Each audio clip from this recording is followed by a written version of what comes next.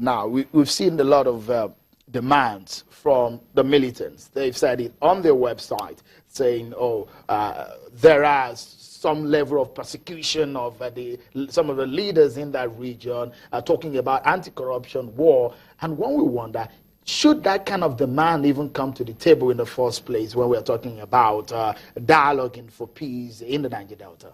Well, before going into that, because of time, we want the way forward. Absolutely. We welcome the Vice President. This is not his first time of coming. He come to flag off Ogoni cleanup. There is no cleanup yet.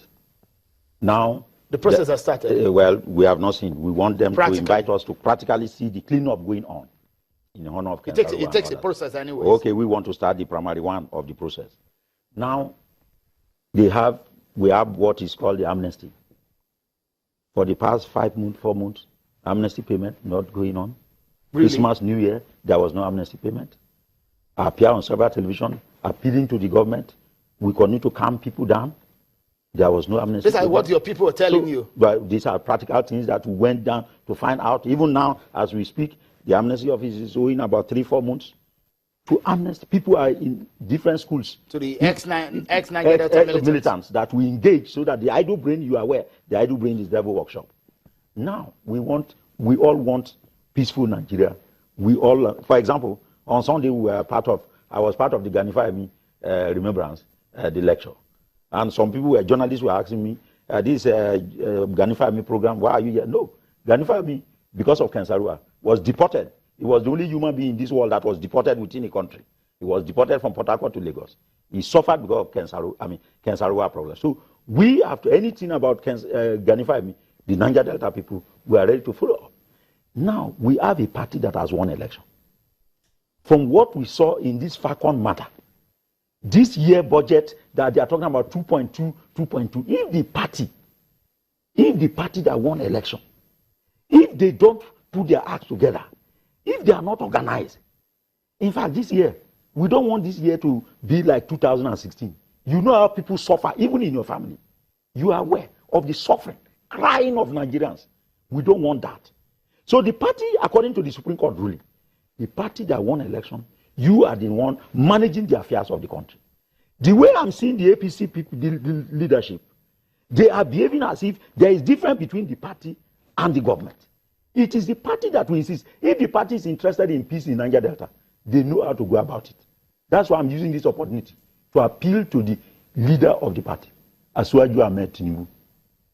If Asiwaju Ahmed Tinubu, if as the leader of the party, even the face of the party, because he was the one, after Buhari has told us that he's no more interested in Nigeria presidency, he surrendered that he's not interested. It was Asiwaju that went to his house, convinced him to come out and contest this election that we're having Buhari as president. So Asiwaju should know that there is a responsibility.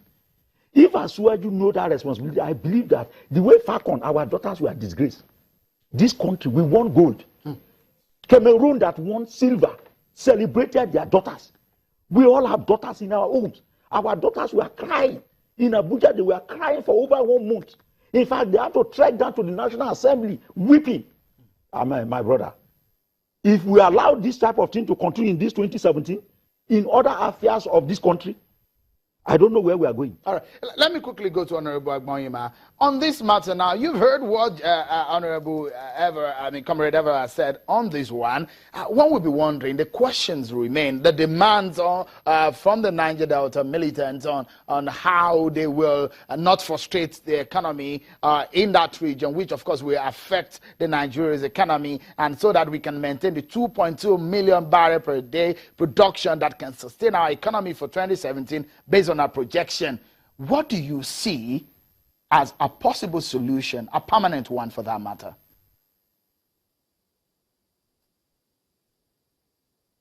Well, thank you once again.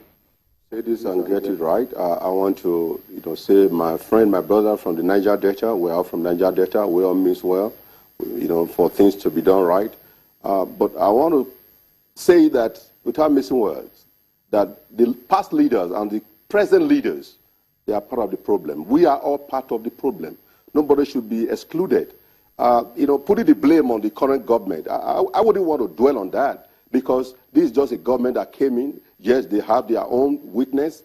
and their witness is not what I want to talk about, but what I want to look for is a solution. In any problem, whatever, there's always a solution. How do we provide a better solution? How to solve this menace? It's a disgrace that a country, that produces, they say we produce 2.2 million barrels per day, but that is what the NNPC is telling Nigerians, telling the world. And I believe, how can the multinational company, the meter that we use to measure, to see how much quantity that is taken out outside this country, purchased, is operated, calibrated by the same multinational company. So we really don't know what is happening. And we put the blame on the militants. We put the blame on those who are doing refinery, because the cabals, the real avengers, are the multinational company that have connived over the years, even before democracy came into being. I can tell you that IBB built Third Mainland Bridge.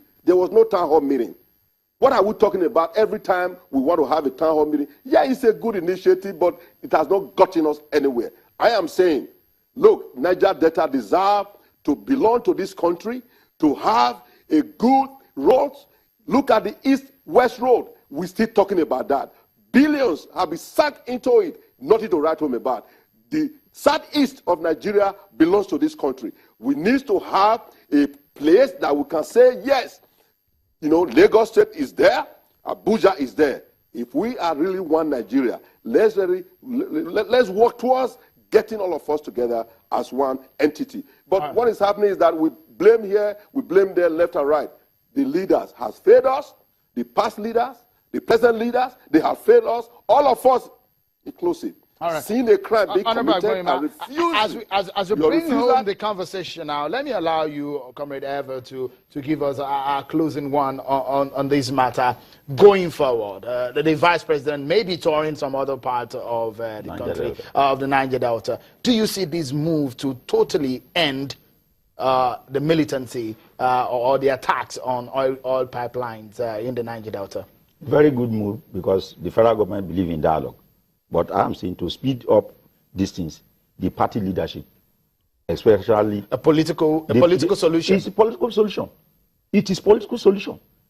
The way our daughters were disgraced in this country after bringing, it is because of lack of political solution and the type of advisors around you. And so I want people like Asuwaju to also act like the Rawlings of Ghana.